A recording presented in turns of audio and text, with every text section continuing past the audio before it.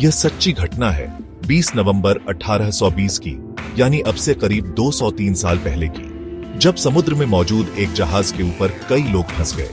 इनमें से कई लोग भूख प्यास से मर गए, बाकी लोग लाशों का मांस खाकर जिंदा रहे। क्या आपने कभी किसी को अपने ही दोस्त का कत्ल कर उसका मांस खाते देखा है? जाहिर है नहीं, लेकिन यह सच है, ऐसा हुआ है।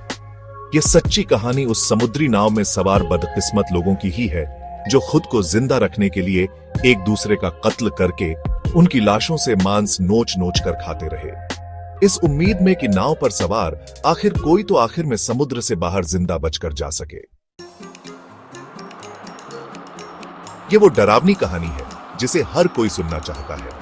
इस डरावनी समुद्री कहानी या किस्से के बारे में कोई नाविक आज भी बात करने की हिम्मत नहीं जुटा पाता है, जो इसे आज भी एक समुद्री काली परंपरा कहते मानते आ रहे हैं। ये कहानी इस बात को भी साबित करती है कि आदर्श परिस्थितियों में कोई इंसान बिना भोजन के तो 1 महीने तक जिंदा रह सकता है, मगर उसे पानी तो जीने के लिए चाहिए ही होता है।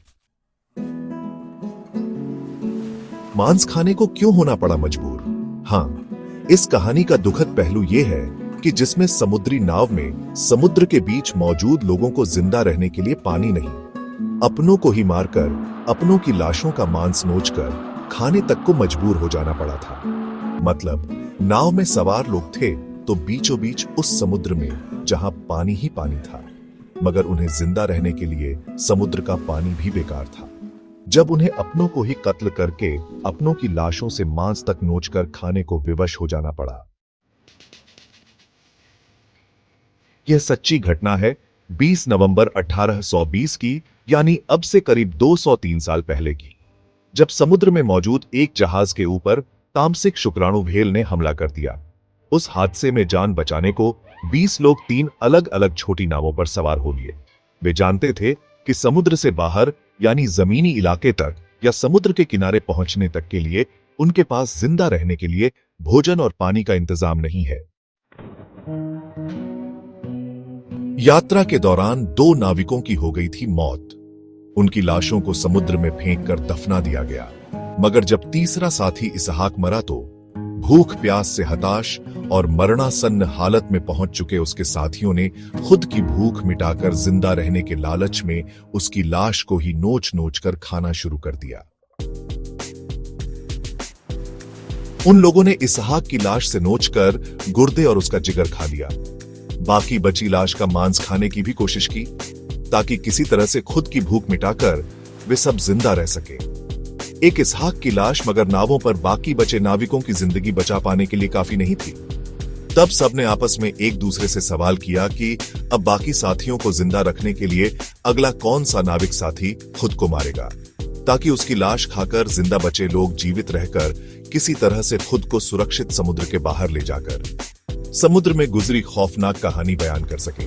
इस सवाल के जवाब के लिए एक्सेस की लॉगबुक के एक पन्ने को फाड़कर उसकी उतनी ही पर्चियां बनाई गईं जितने लोग नावों पर जिंदा बचे थे। उन टुकड़ों को टोपियों में अंदर रखा गया।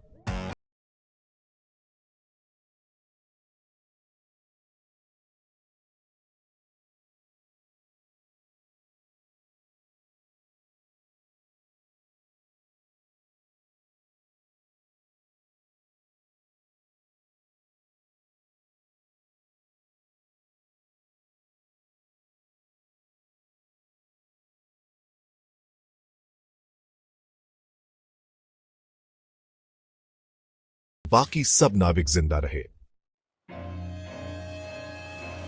एक सप्ताह बाद उन सबकी किस्मत और खुद की बदकिस्मती से नाविक बर्जिल्लई खुद ही मर गया। नावों पर जिंदा बचे लोगों ने बर्जिल्लई की पहले तो लाश के गोश्त को नोचकर खाया, फिर उन्होंने जिंदगी बचाने के लिए जूझ रहे नाविकों ने काफी समय तक साथी रे की लाश की हड्डियों को कुतर कर अपना गुजारा किया।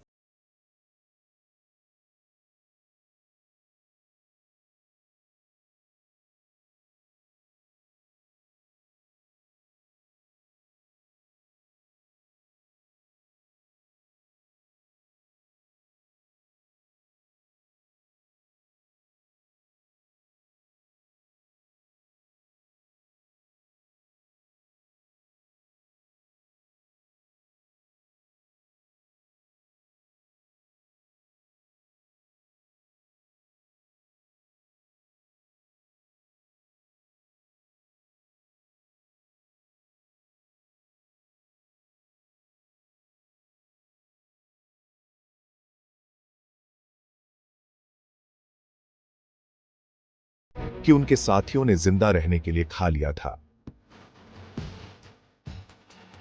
1972 में भी घटी थी 1861 जैसी घटना।